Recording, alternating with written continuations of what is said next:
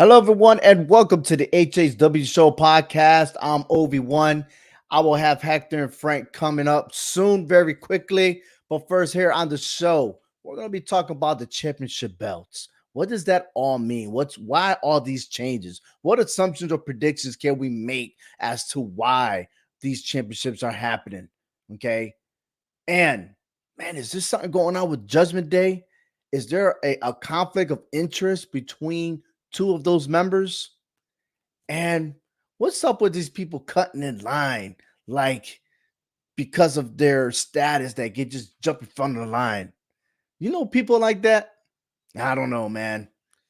I mean, I do and I don't, but when it comes to reaching stardom to the top of the championship title, I don't think it's right. And we're going to talk about that even more. And lastly, Jey Uso. Where does he stand in line?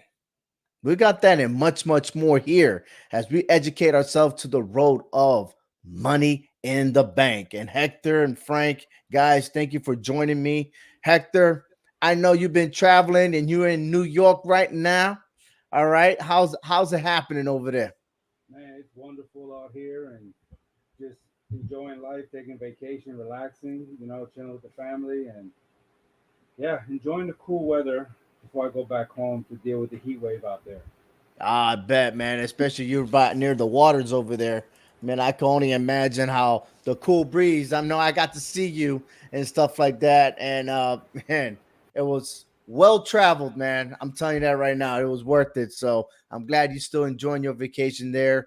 Frank, you owe me, bud. Well, yeah. Hopefully, my flight won't get canceled this time. Yo, the one flight you should not get is Spirit. I'm telling you that right now. I can't stand that airline. You know, they try to make your tickets cheap, but make your bags expensive. Crazy, man, crazy. But I fly with them every chance I don't get. you don't get absolutely. I like that, man. I like that. Here we go. But listen, we go back to our actually show here, our key topics, and we're gonna go ahead and talk about the championships. Okay. Recently, all the belts so far, minus the tag team titles, have changed. As you can see, Seth Rollins, Roman Reigns, Rhea Ripley, and Asuka all have new championship belts to represent their brand. And Hector, you had a lot of voice, especially the last week, to carry on as to why, you know, why are they changing it? Why now? Yeah, I mean, all of a sudden, it's like I said before, since The Rock, debuted the new championship belt when he won it back I think 2013, it's been changing over and over. It seems, and I know we've talked about this, Frank, that with new management, new people in charge, they want different ideas. But look, I think we need some kind of consistency, and I think we need to have that for a long time. I understand change. Change is good, but not 10 times in 10 years. You know, so I just hope that this new design will stay with us for several years to come and not try to change it again. I'm looking forward to see what they're going to do with the tag team titles because the red and blue kind of sticks out now with the four new titles that we have. Okay. All right, Frank, you got an opinion about this? No, not really. I think the titles they are what they are.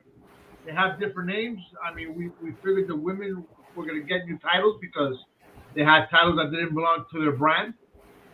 I think that there's too many titles for sure. I mean, I don't what when you look at these titles, they obviously the shape itself, tells you what brand they're in.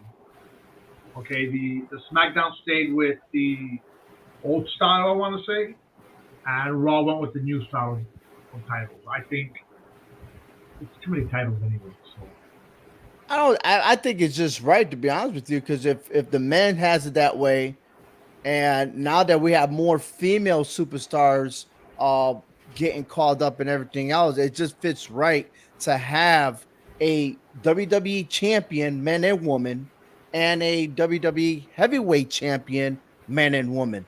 I think it's all about equality. I think that they're doing the right thing. The only thing I little how you say it? I disagree on the tag team title. Hopefully, there's just only one tag team champion on both men and women. As you can see, how I think it's next week or so that we're going to have a unification championship, the women's tag team titles and the NXT women's tag team titles. They're going to merge together. So I'm hoping that there's only one champion for both genders because there ain't that many tag teams. You know what I'm saying? And I just hate when they try to formulate a tag team real quick and push for a title. I'm not a big fan of I think that the NXT needs tag team champions.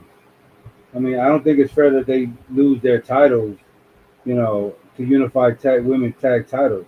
That just tells me then what the WWE tag team champions are going to be going down the Raw. I mean, on NXT, excuse me, on Tuesdays now.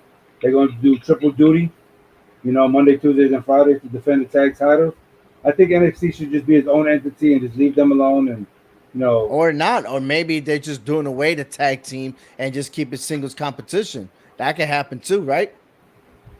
Yeah, it I guess. can.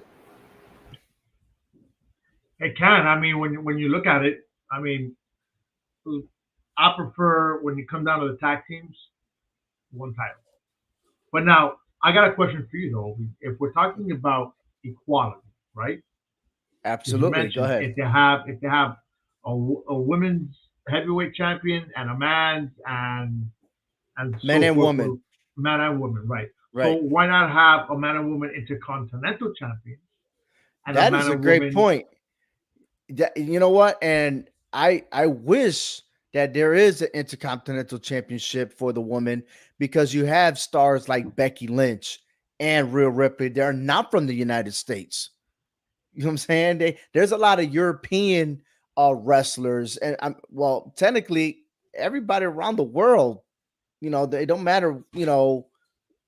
For the females' perspective, they're all around the world already. They're in the WWE, so why not? I'm a big fan of the Intercontinental Championship for the women's.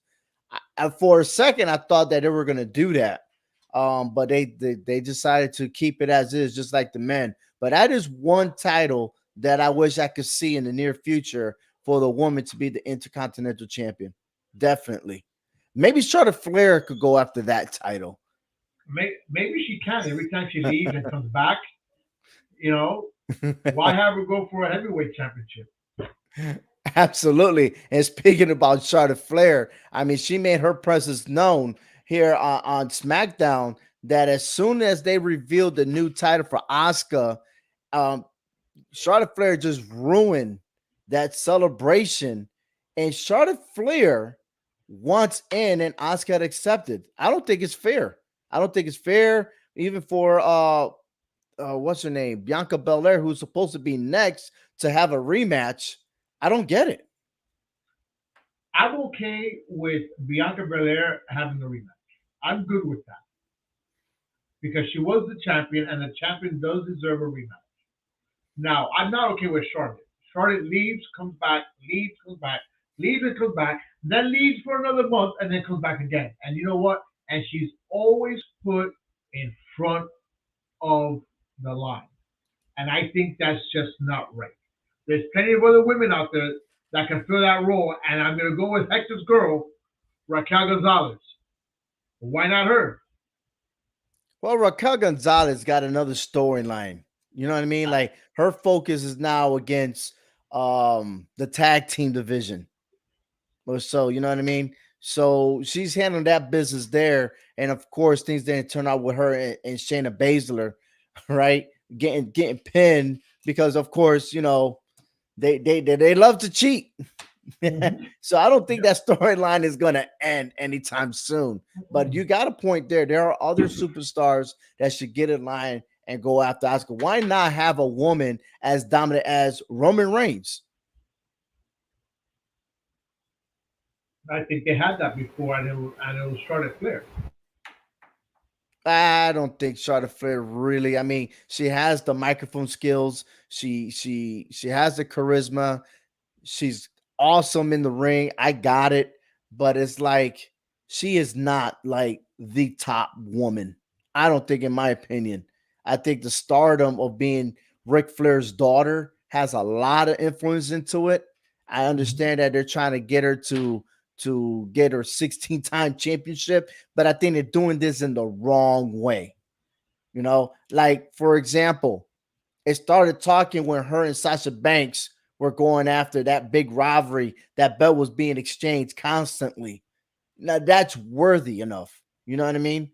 But when you disappear, like you said, and then you come back on television and all of a sudden, oh, I want, to be the number one contender. I don't think that's right. I know, Hector, you want to voice your opinion on this before we move on. Yeah, I mean, I feel like they're using Charlotte Flair like Brock Lesnar. Coming in and out, and when you come back, you get a title shot. Look, I get, Charlotte Flair ended, Oscar's undefeated streak at WrestleMania 34. Ever since, she's beat her 5 times in singles matches, so she's got Oscar's number. But I don't think that's an excuse to jump everybody in front of the line to put her automatically. And so I feel now that if they do jump her in front like they're doing, then Oscar should deserve a victory over Charlotte Flair to humble herself and bring her back down to reality that you are good. I mean, you're good, but you're not the champ good right now. So I just hope Oscar beats her. Seriously, I don't like this in and out thing either. I don't But think it's going to be a one-on-one competition with Bianca Belair outside looking in. Was not to say that this results into a triple threat match for Money in the Bank. yeah, I mean, I won't mind even seeing Charlotte Flair versus Bianca Belair just to build that storyline to chase after her, after Oscar. I would like to see that because Oscar deserves to be champion for quite some time. Absolutely. Definitely With her does. new gimmick, of course. Absolutely. But speaking about Money in the Bank, that's coming up July 1st, which is a Saturday, and it's going to be early for us once again. So that's pretty cool, right? It's going to be in London. And the question I have for you, man, which is bothering me, is the purpose of the Money in the Bank briefcase. Now you see there's one for the men, there's another one for the woman, right? And these two superstars we have is Gunther and Seth Rollins. Every time they mention about Money in the Bank, it's always the focus of these two superstars and their championship belts. Now, I understand that Gunther is the Intercontinental Champion and Seth Rollins is the new WWE Champion. Okay. And again, the focus of the storyline is them alone when it comes to the briefcase. And the biggest question of them all, right, is that of this: should the Money in the Bank briefcase be focused on the world title, or should be any title in the WWE? I personally think any title. Why have it limited Well, I to mean, just look at the this. heavyweight champion or the heavyweight The champion? United States champion always has an open challenge. Gunther has always focused on an open challenge. Okay. Now Seth Rollins next Monday on Monday Night Raw is going to have an open challenge for that title. The only person that's not having it is Roman Reigns. Okay. So you have the briefcase. Don't you want to go to the very top and cash it in? I don't. Depending, but I don't. I mean, we you seeing how established Roman Reigns is as champion, and how they're trying to establish Seth Rollins as a longtime champion. They Whoever wins the Money in the Bank to me is going to be set up for failure to lose it. So why not go after another title of your choosing? You got that briefcase that should give you the contract to try any title, and so let that be the United States and the Intercontinental Champion. The mid card titles should be involved in this, especially if we know the Intercontinental title is the working man's title. Then let the working man earn that. Let him have a shot. Because right now, honestly, as good as Gunther is as champion, to me, he's more beatable than what Seth Rollins is at the moment. At the moment, for the title, I don't see Seth Rollins just losing that title right away. I'm just saying it, or they go after Theory, but I think you have a better chance at the mid cards. Allow them to put them up for grabs.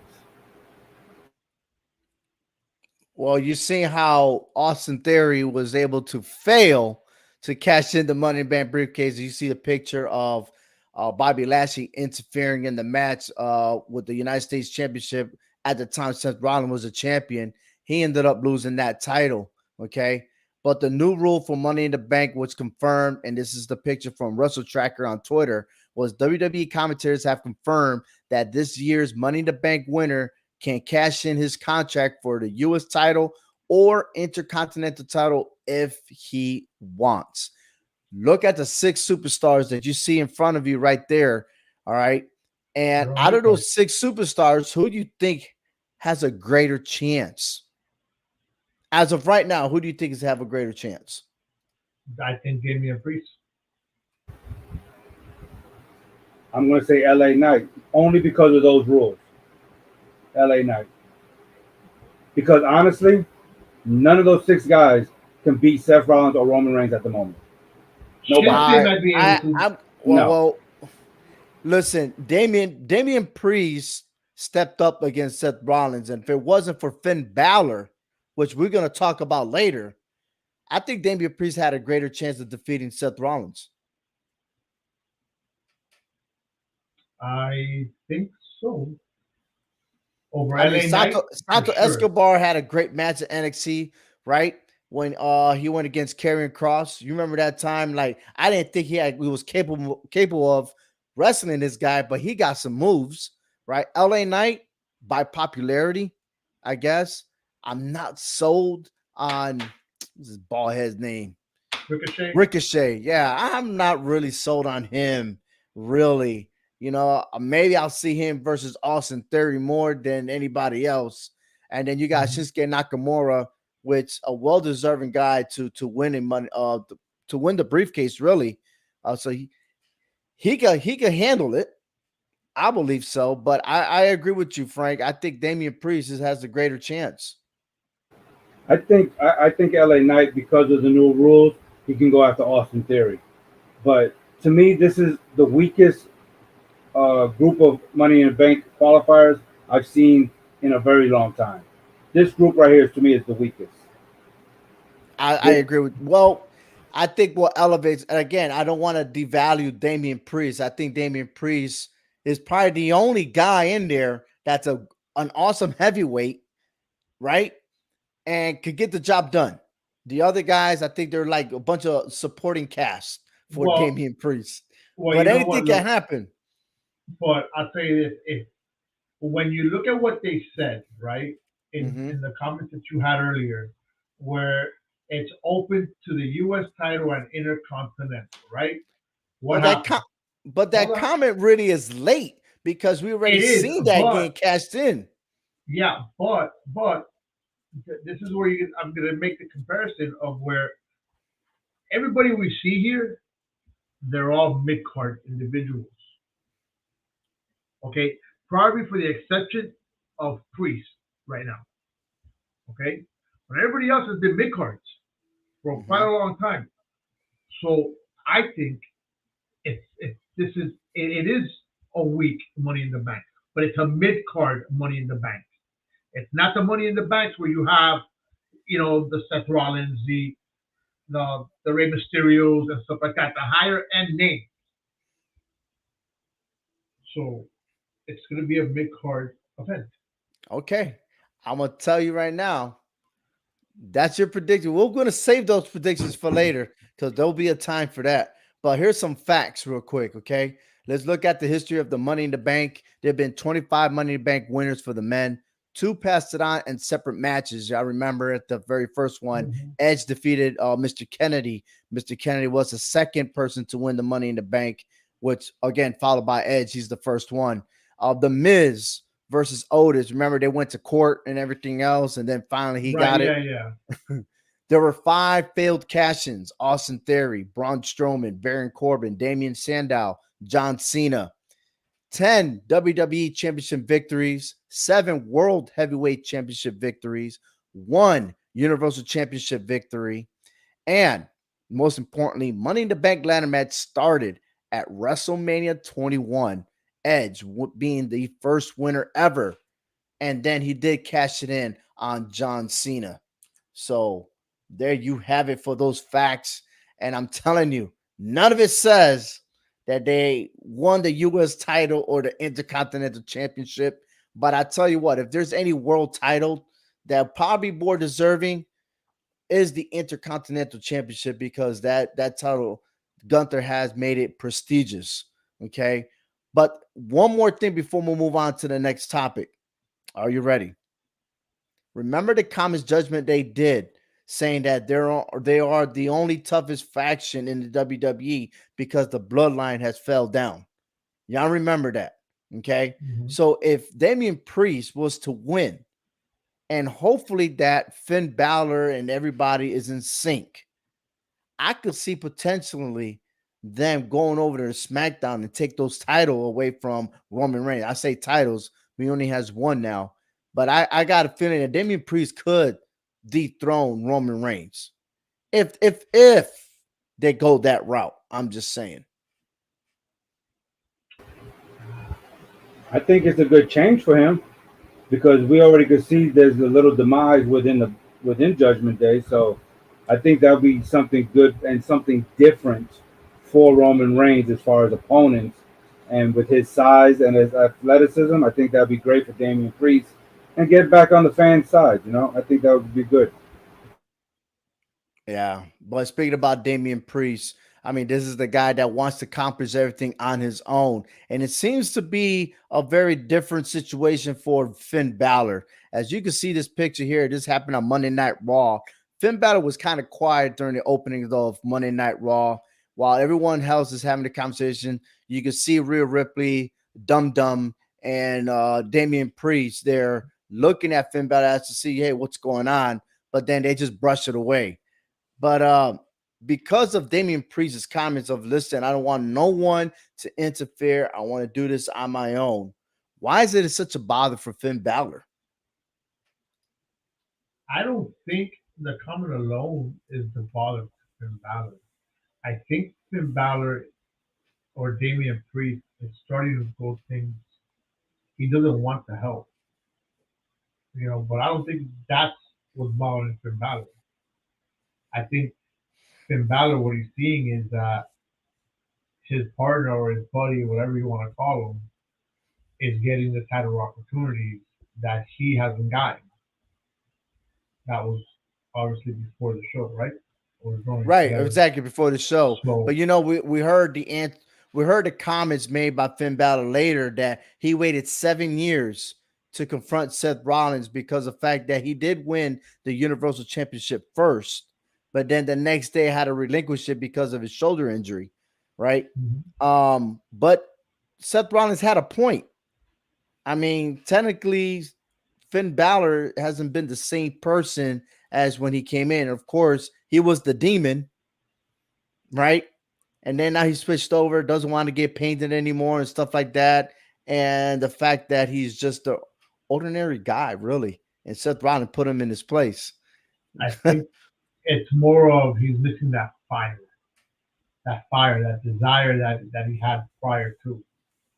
Is what I believe Seth Rollins is going towards because just of the words that they were using and how he's been acting ever since.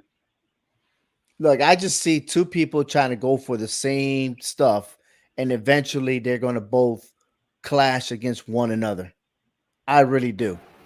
I Maybe don't Money know. in the Bank. I think Finn Balor got something up the sleeve with JD McDonough. I think that's his name. I Mm-hmm. think there's something going on there. So maybe he's trying to put the pieces of the puzzle together in his head, and maybe trying to figure out how to get rid of somebody to bring in a new addition. So you're thinking that, so let me get this straight. You think that he's looking for a replacement on Damian Priest, is what you're saying? Yep, Fine. I think so. Man, that's a hard pill to swallow, knowing that Wow. Damian Priest and Rhea Ripley recruited Finn Balor to be. And the thing is, watch this. Who is actually the leader of Judgment Day? Exactly. They don't have a leader. Mm. Remember, they had the leader, which was Edge, and they booted him out. Mm-hmm. So in theory, they don't have a leader because they work like that. They don't work with a leader. But there always has to be someone that's going to be the voice, someone that's going to be standing out. And right Okay. now, it's Ripley. Ripley will Well, pull the Rhea string. Ripley because she's the woman and they respect her. So, and she is a champion, but at the same time, it's like when the egos start going up, things start going as a disaster. And I'm sorry to say, but I got a feeling that Finn Balor and Damian Priest may go blow to blow. I'm wanting for that to happen. And if that's the case, you may see Damian Priest turning babyface on that one. Yeah, I believe so, and I think that's why J.D. McDonough will be somewhat part of the equation in all this. But I think either way, the Judgment Day will continue moving on.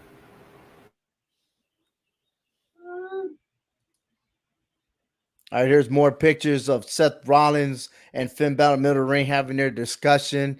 And of course, the fans let it be known that it's Seth Rollins. It's Monday Night Rollins, baby. Okay. Chanting his song, his theme song, and everything else. And Finn Balor just accepting it because there's no other way. As frustrated he was trying to get his message out, the fans were just winning. All right. They were winning. But still more to come here. Again, this show is brought to you by CMG Sports Network. If you haven't seen all the sports, by all means, go follow Clovercrest Media or CMG Sports on their YouTube channel. Go ahead and check out. There's a variety of sports news, podcasts, and everything else. Quite entertaining, excuse me. And of course, myself and Hector, we are going to soon be hosting all Four Downs podcasts. Football season is coming up, and we want you to subscribe and follow us because this season, if you want to make some money, yay, you want to come to my end of the party, baby. That's right. Whatever. Whatever. College football, NFL, you name it, by all means, follow us on all Four Downs or on your favorite podcast platform. There is more to come on this. And of course, we're going to follow the developments of the Judgment Day to see exactly what's going to happen. But, man, there is something else, another faction that's on SmackDown. And my boy, Jey Uso, all right, he's in a dilemma right now, and again, a lot of interference. He had an opportunity to win the United States Championship. That didn't go through. And Roman Reigns will make his appearance on SmackDown. What is Jey Uso going to do? Like, the question out there is, will Jey Uso be the right-hand man of Roman Reigns? No, Will he make him the next tribal chief? no. Why is that? It's simple, man. We had this situation, except in reverse, several months ago when it was Jimmy Uso trying to figure out what the hell he was gonna do. And I said this, and I'm gonna say it again. They're twins. They're gonna stick together. Doesn't matter. They might not see eye to eye, but they're gonna stick together. They're brothers and they're twins, which makes it an even special bond. Speaking of real said it, goddammit. That's what it is. You go ahead. I think if anxiety had a face, it will be Jey Uso, because no one's ever had so much issues than Jey Uso over the last several years dealing with his family. And boy, is he just pulled in. He's like a puppet being pulled in different directions here. I think he's the mastermind behind all this. He's going to have the final decision and say so in all this. I think he's going to be the one to take down Roman Reigns and become the new tribal chief. I honestly do. He's got to get his ducks in his row. He got the ducks. He's just not putting them in the row. And he's letting a lot of people get into his ear and into his head. He's got to make this final decision on what needs to happen and lay down the law on what's going on. He needs to put Solo in his place. He needs to put Jimmy in his place. He definitely needs to put Roman in his place. He's the one that I think is the missing piece of the puzzle to fix all this up. Until then, Roman is going to continue doing what Roman wants to do. I have a different approach on all this, and What you do? here's my take: is that you look at the here.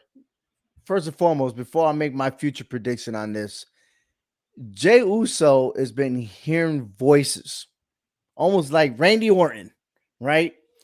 He's hearing voices all over the place. But the thing is that it's not in his head, it's all around him. Okay. Jimmy's talking to him. You have Paul Heyman talk to him. Then you see here, Sami Zayn is talking to him, right? And then even Roman Reigns tried to talk to this dude to where Roman Reigns gave up and he's like, he's going to fall in line. Okay. But is he? That is the biggest question, right? Is that he's trying to absorb all this. And what I like about Jey Uso is he doesn't make a decision right away. He took his time last time and finally joined his brother, right? When he turned his back on Sami Zayn. But he made a point. He loves Sami Zayn, but that's not his real brother. His real brother is Jimmy.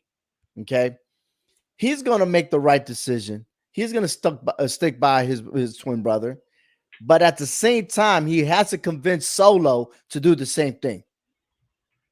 Solo is the younger brother who is naive, probably not really clicking with his brothers. You know what I mean? And I could relate to that because I have a brother that's 6 years older than me. He's lived his life. I went my way. He went his way. You know what I mean? You know, it's like in grade school. Oh, he made it to middle school. I'm still in elementary school. By the time he graduates, I'm in high school. He's living his life and I'm doing mine. And then I go my ways. You see what I'm saying? And so I could see that, oh, well, Solo's here. He made it to SmackDown. Who's the first one to welcome him? Roman Reigns. Gives him a hug and say, dude, I got you. I'm going to put you to stardom. I'm going to put you where you need to go.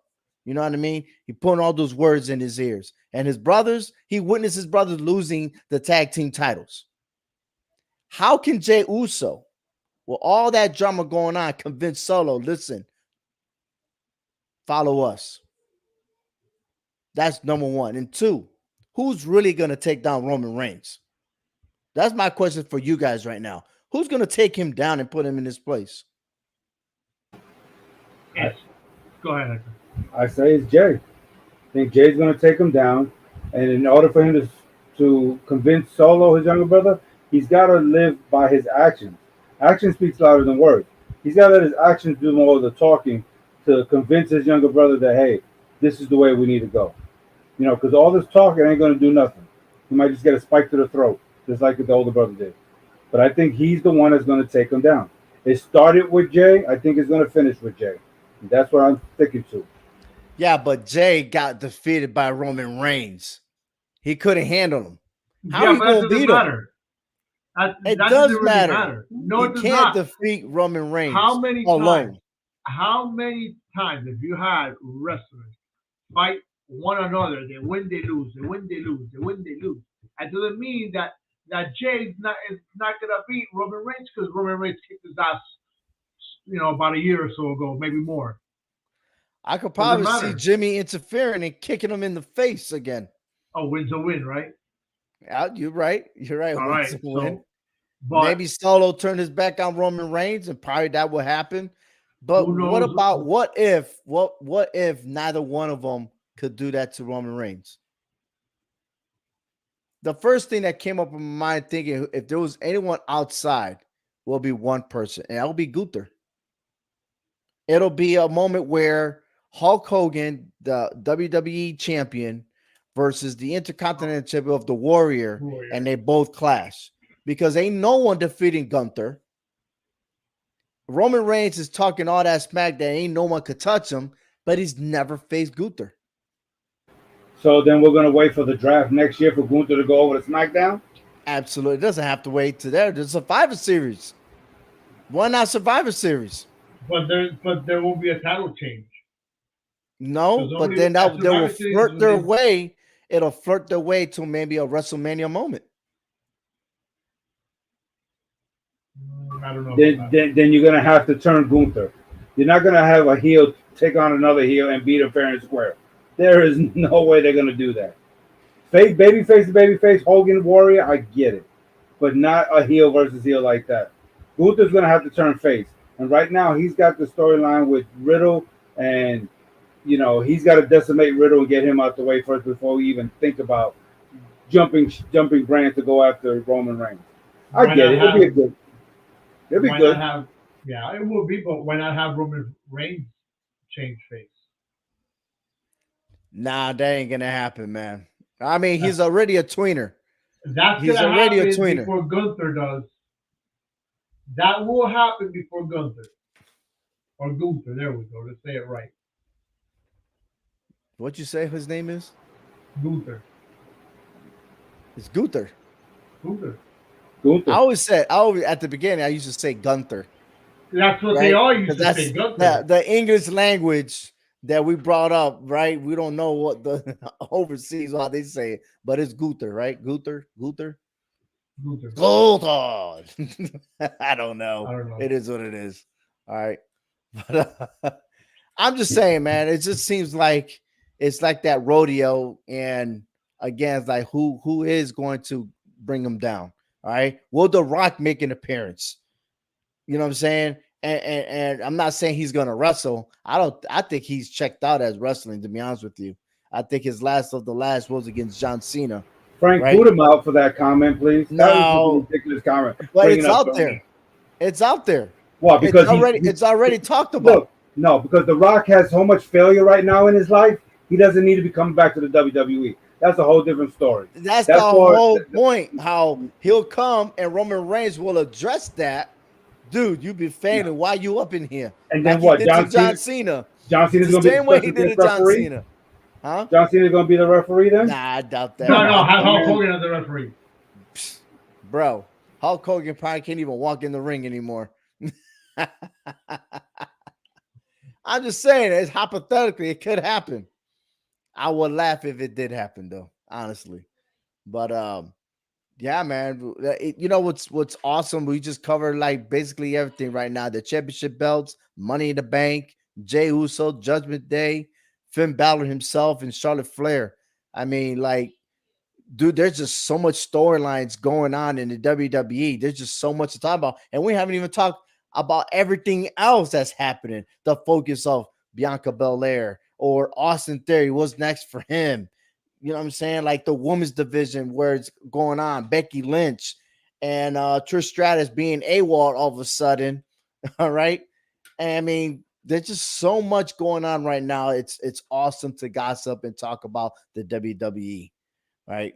But hey, before we go on, I want to say big shout out to the Victorious BRG. I'm wearing his shirt right now.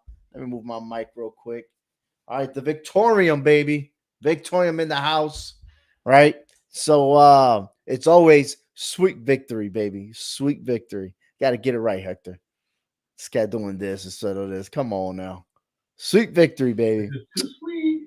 Yes. Anyhow, but NEW was awesome. If you haven't looked at my my TikTok account, by all means go to the hhwshow.com. You can see the front page on my TikTok feed. Vikingo showed up against Commander, and I'll tell you what, that match was probably the best match I've seen in NEW, even though both those superstars are from AAA in Mexico. But these guys, man, they tore down the house, man. The maneuvers, man, I can't wait to see that on the streaming service there on northeastwrestling.com. But other than that, I mean, there's more to follow, independent scenes and everything else, more to talk about. And guys, thank you so much for taking your time. And for all the listeners, thank you for following the HHW Show podcast. That was a wrap, and that's awesome. Yeah, that is totally awesome. You in New Hasta la York? semana que viene. Que viene. But hey, throw some towels at Frank because his Miami Heat lost. Yes. Wow. Yeah. That's what I said. Wow. I'm minding my business. Did you really expect them to beat the Nuggets? Really? You did. I know. No. I was realistic. Yeah. You was realistic. I knew the Nuggets. He said it was realistic to go for Miami. But absolutely. Of course, I'm going to go for my team. Yeah, and of course you're leaving. Absolutely. Take care, everyone.